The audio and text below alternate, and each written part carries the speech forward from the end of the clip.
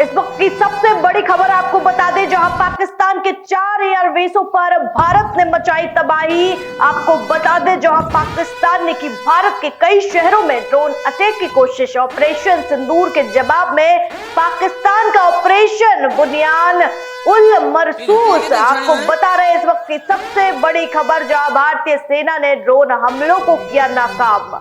US विदेश मंत्री ने पाक आर्मी चीफ असीम मुनीर से की बात। आपको बता रहे इस वक्त की सबसे बड़ी खबर राजीव टाइम्स सर, जहां शहबाज ने बुलाई इमरजेंसी मीटिंग। हिंदुस्तान और पाकिस्तान के बीच शुक्रवार और शनिवार की दरमियानी रात में तनाव अपने चरम पर पहुंच गया है और दोनों देश जंग के मुहाने पर खड़े हो गए हैं और सेनाएं लामबंद है। शुक्रवार की शाम पाकिस्तान ने भारत में 26 जगहों पर हमले की कोशिश की थी। इसके जवाब में भारत ने पाकिस्तान के एयरबेसों को निशाना बनाया और इसके बाद पाकिस्तान ने अपना एयर स्पेस बंद कर दिया है। वहीं भारत और पाकिस्तान की तरफ से फतह एक मिसाइल दागी गई है। इस बीच पाकिस्तान ने भारत के ऑपरेशन सिंदूर ऑपरेशन के खिलाफ बुनियान अल मरसूस मिशन लॉन्च किया है, जिसका मतलब होता है मजबूत शीशे से बनी दीवार।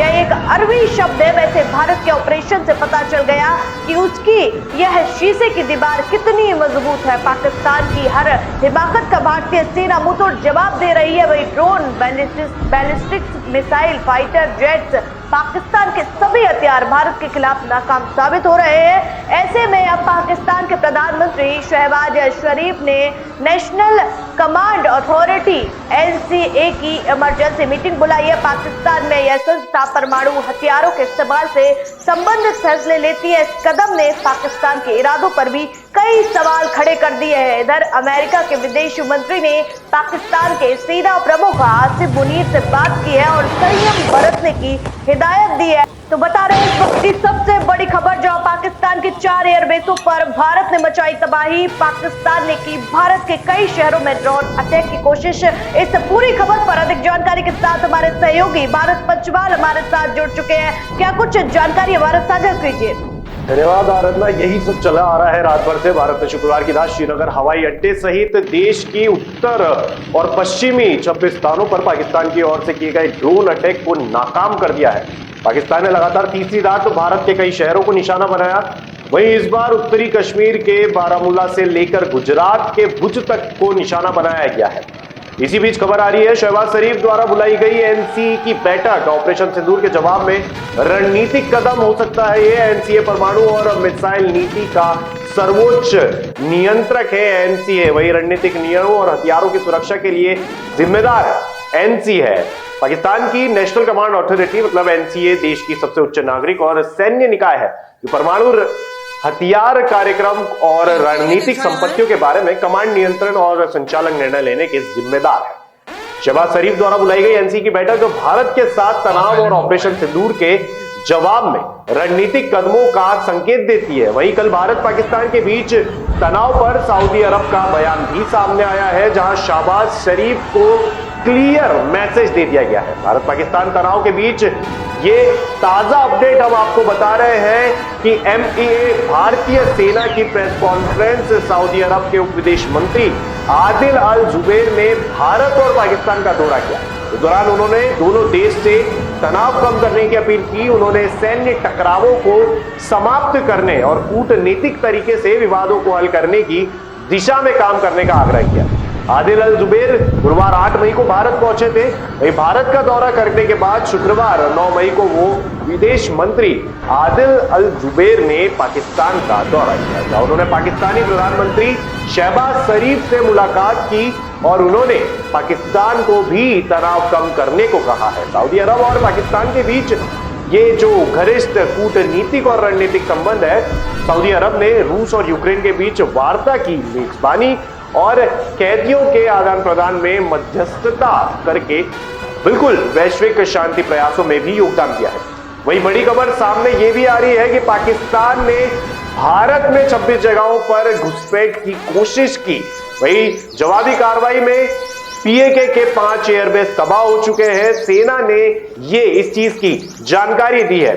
और बड़ी खबर यह है ऑपरेशन सिंदूर के बाद से पाकिस्तान लगातार भारत पर अटैक करने की कोशिशें कर रहा है। वही भारत पाकिस्तान में तनाव के बीच विदेश मंत्रालय की ब्रीफिंग भी सामने आई है। ब्रीफिंग चल रही है, इसके लिए सभी तैयारियां पूरी कर ली गई थी। एमईए की प्रेस कॉन्फ्रेंस में ताजा अपडेट की जानकारी दी जाएगी। पाकिस्तान की ओर से किए गए सारे झूठे वादों की ये पोल खुलेगी। विदेश मंत्रालय की ओर से भारत और पाकिस्तान के बीच जारी घमासान पे हर अपडेट हम आपको मुहैया करा रहे हैं। वही राजस्थान के बाड़मेर में भी मिली एक बड़ी मिसाइल है जिसके टुकड़े कल रात पाकिस्तान द्वारा किए गए हमलों के बाद राजस्थान के बाड़मेर में बड़ी मिसाइल के टुकड़े मिले हैं, जिसका वीडियो भी सामने आया है। वही राजौरी के अतिरिक्त जिला विकास आयुक्त राजकुमार थापा की मौत। विदेश सचिव विक्रम मिस्त्री ने कहा है कि आज सुबह पाकिस्तान ने राजौरी शहर पर गोलीबारी की है, जिसमें अतिरिक्त जिला विकास आयुक्त राजकुमार थापा की मौत हो गई है, जिससे राज्य में नागरिक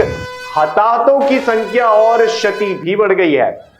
वहीं उत्तराखंड से देवभूमि से केदारनाथ धाम के लिए एक हेलीकॉप्टर सेवा अगले आदेश तक स्थगित कर दी गई है। यह भी केदारनाथ से बड़ी खबर है कि हेलीकॉप्टर सेवा अगले आदेश तक स्थगित कर दी गई है। भारत पाकिस्तान तनाव के बीच उत्तराखंड में सुरक्षा कारणों से केदारनाथ धाम के लिए हेलीकॉप्टर सेवा अगले आदेश तक स्थगित की है। वही विंग कमांडर व्योमिका सिंह ने ये एक बड़ी बात, एक बड़ा बयान दिया है उन्होंने कि विंग कमांडर व्योमिका सिंह ने कहा है कि एक तीव्र और सुनियोजित प्रतिक्रिया में भारतीय सशस्त्र बलों ने केवल चिन्हित सैन्य लक्ष्यों पर सटीक हमला किया।